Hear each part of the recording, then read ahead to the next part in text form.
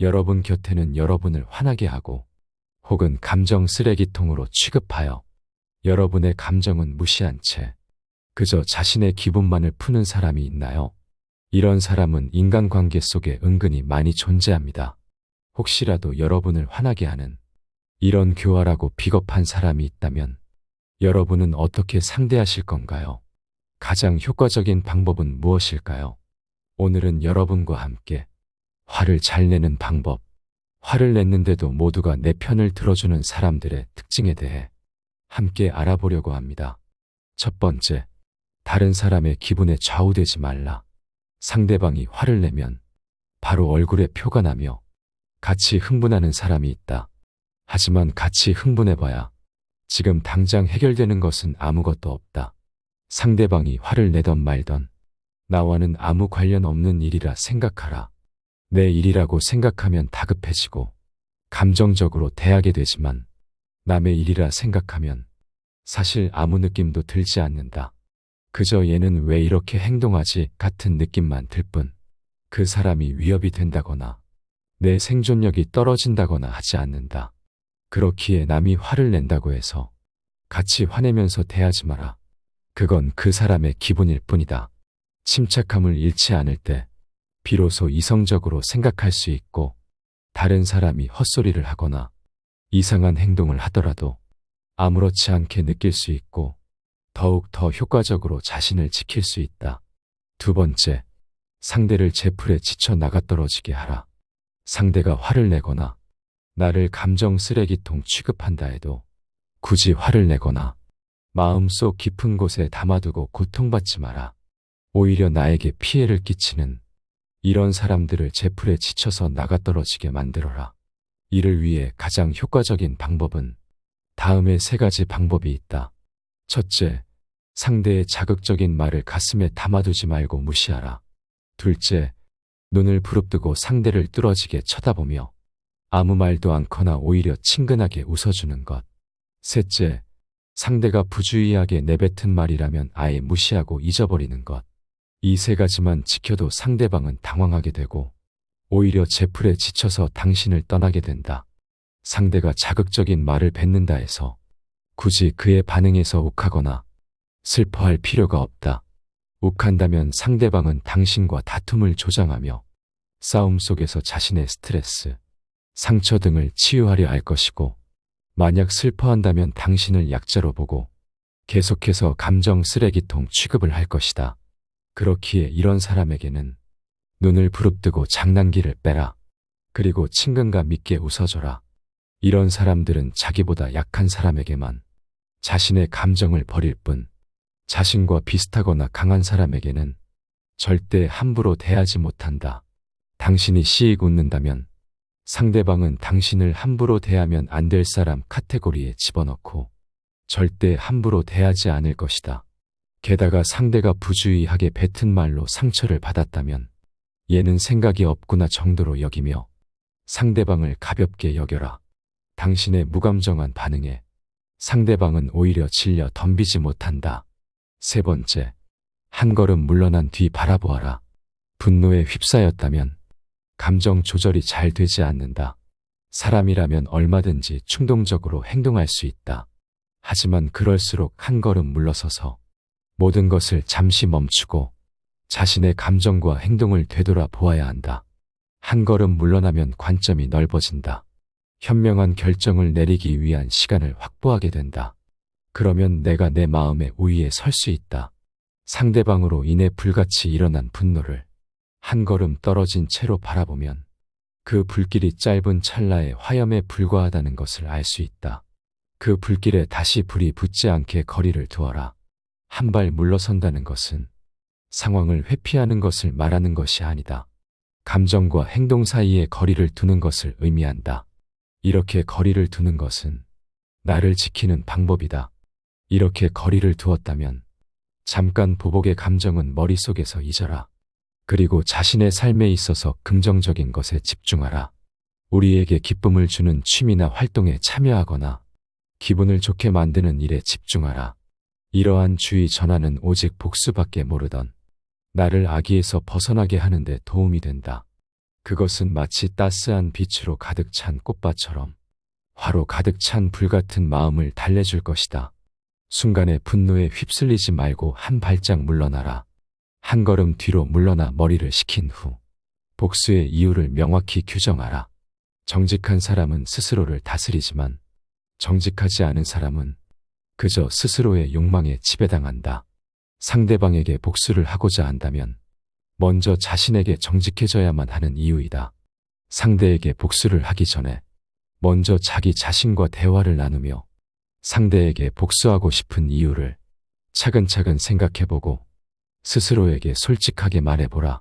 만약 그 이유가 정당하거나 확실치 않다면 당신은 절대로 상대에게 어떠한 복수를 행해서는 안 된다.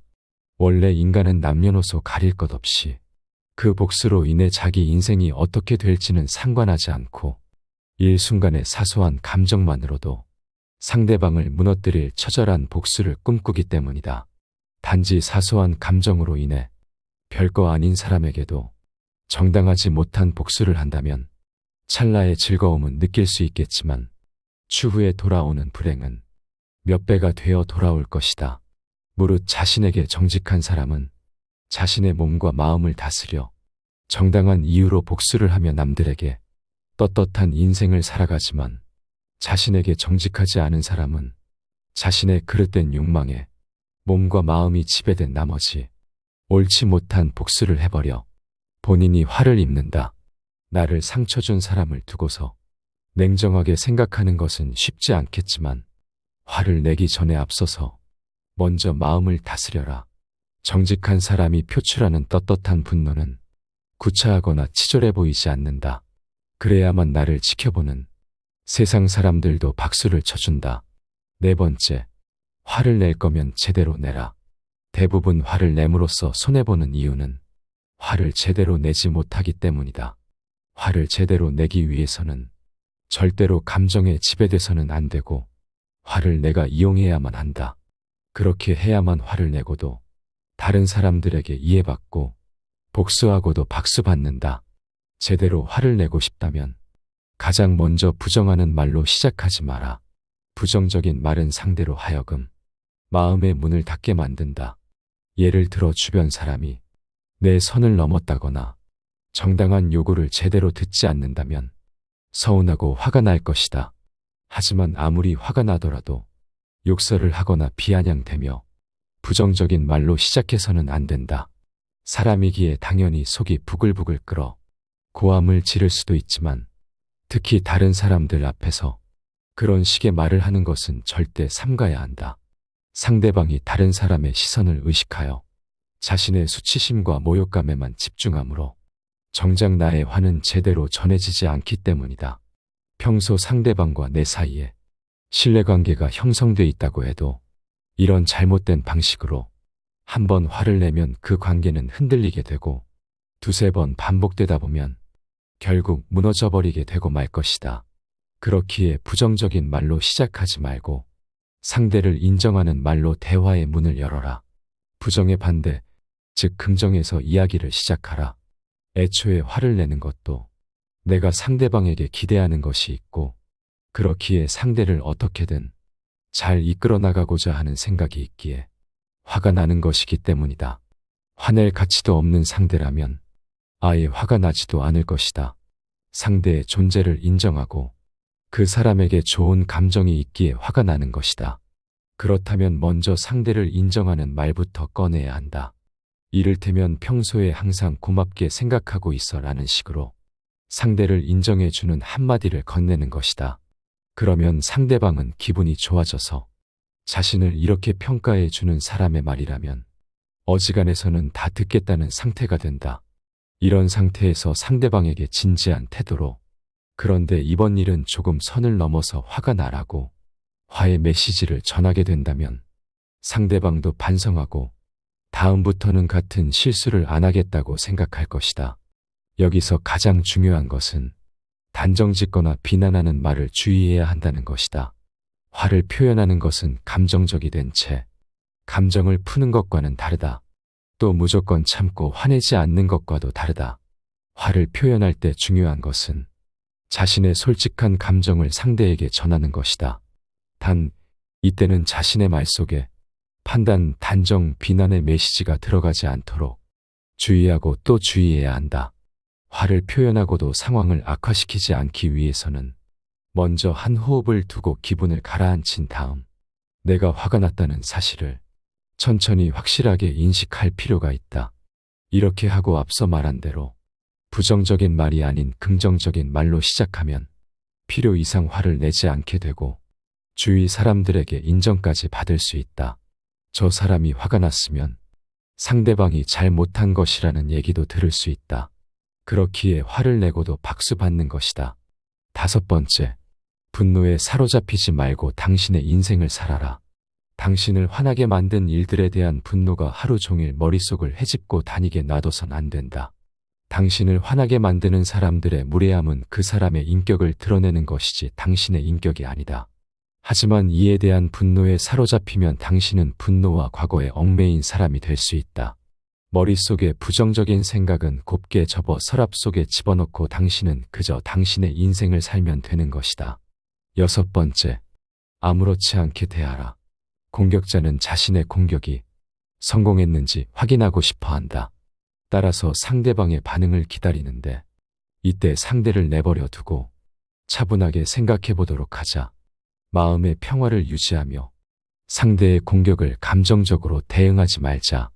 상대방을 자세히 관찰하여 상대의 현재 상태를 있는 그대로 지적하자. 7번째, 화에 휩쓸리지 말고 이용하라.